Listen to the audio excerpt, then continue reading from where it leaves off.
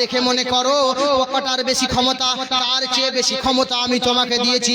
তোমরা বাঘকে দেখে মনে করো বাঘের বেশি ক্ষমতা, তার চেয়ে পাওয়ার তোমাকে বেশি দিয়েছি।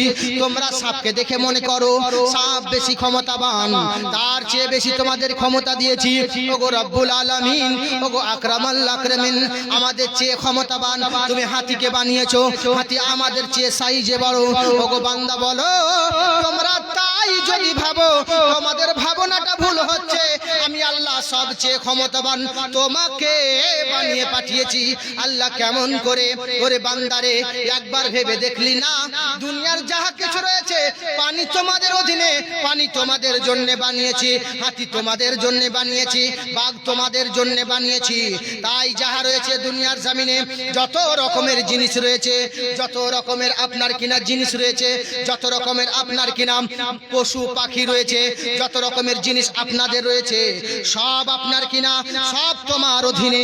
একবার তাকিয়ে দেখো সমুদ্রের বড় মাছ তোমার কাছে মাথা নত করে যখন তোমার বুদ্ধি আপনার কিনা জাল বোনার হয়ে গেল। আমি আল্লাহ তোমাকে সবচেয়ে দামি, সবার চেয়ে দামি যেটা দিয়েছি বান্দা তোমাকে বুদ্ধি আমি আল্লাহ দিয়েছি। জোরে বলবেন না সুবহানাল্লাহ। আমি আল্লাহ তোমাদেরকে বুদ্ধিটা সবচেয়ে দামি দিয়েছি।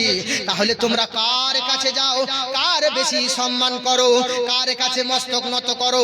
যদি মস্তক নত করতে হয় কাম্মা বিরহাম্মা দ্বিতীয় নাস্তি এক আল্লাহর কাছে করো। সেই আল্লাহটাকে ভূমণ্ডলী तमाम পৃথিবীকে বানানে वाला, तमाम পৃথিবীকে সৃষ্টি করনে वाला, সৃজন করনে वाला, পাহাড় আসমান জমিন জ্যোৎস্না ধারা সব বানানে वाला বলে সেটা কে? সেটা অন্য কেউ নাই বন্ধুরে, সেটা শুধুমাত্র একটা হলো আমার আল্লাহ, যার অধীনে সব কিছু আমি আল্লাহ বানিয়েছি।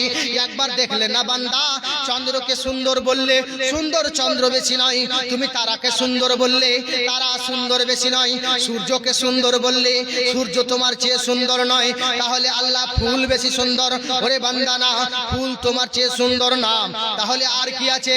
তুমি যাহা দেখো তুমি সুন্দর মনে করো, কিন্তু না, আমি আল্লাহ সবচেয়ে সুন্দর তোমাকে বানিয়েছি, তার জন্য তোমাকে আমি আশরাফুল মাখলুকাত করে দুনিয়ায় পাঠিয়েছি। ওরে বান্দা সবচেয়ে সুন্দর আমি তোমাকেই বানিয়েছি। তুমি আসমানকে সুন্দর বলো, আসমান তোমার জন্য। তুমি চন্দ্রকে সুন্দর বলো, চন্দ্র তোমার উপকারের জন্য। তুমি তারাকে সুন্দর বলো, তারা তোমার জন্য। তুমি সূর্যকে সুন্দর বলো, সূর্য তোমার জন্য। তুমি ফুলকে সুন্দর বলো, ফুল তোমার জন্য। তুমি ফলকে সুন্দর বলো, ফল তোমার জন্য।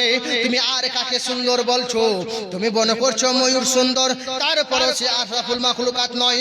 আমি রব্বুল আলামিন, আমি আকরামাল আকরামিন মাবুদ আল্লাহ বলি শোনো বান্দা সবচেয়ে সুন্দর এই কারণে তুমি বানিয়েছি, তোমাকে আমি নিজের কুদরতি হাত দ্বারা বানিয়েছি। সুবহানাল্লাহ।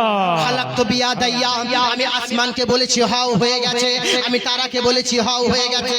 আমি অন্য রকমের বক্তা, খালি ভালো করে বুঝবেন। বুঝতে পেরেছেন তো আমার কথাগুলো? আমি জীবনই কিন্তু করছি না, কিন্তু যেটাই বলবো ইনশাআল্লাহ দামে কিছু বলে যাব। তাহলে আমি চাঁদকে বলেছি হও হয়ে গেছে, আমি তারাকে বলেছি হও হয়ে গেছে, আমি আসমানকে বলেছি হও হয়ে গেছে, আমি জমিনকে বলেছি হও হয়ে গেছে, আমি তারকাকে বলেছি হও হয়ে গেছে। আপনার কিনা সুর কারো নকল করতে পারি, তবে মাল নতুন নতুন দিয়ে যাবো ইনশাআল্লাহ। কিন্তু কিছু কিছু আর না দিলে আবার বলবে যে ওরও কিছু বলুন। লাস্টের দিকে প্রায় জায়গায় বলছে ওর একটা গজল বলুন, নাহলে ওর একটা এই বলুন। তা হবে না, আমি যে কটাই দেবো ইনশাআল্লাহ বুঝার চেষ্টা করলে অনেক কিছু পেয়ে যাবে। তাহলে আরো ভিতরে প্রবেশ করুন।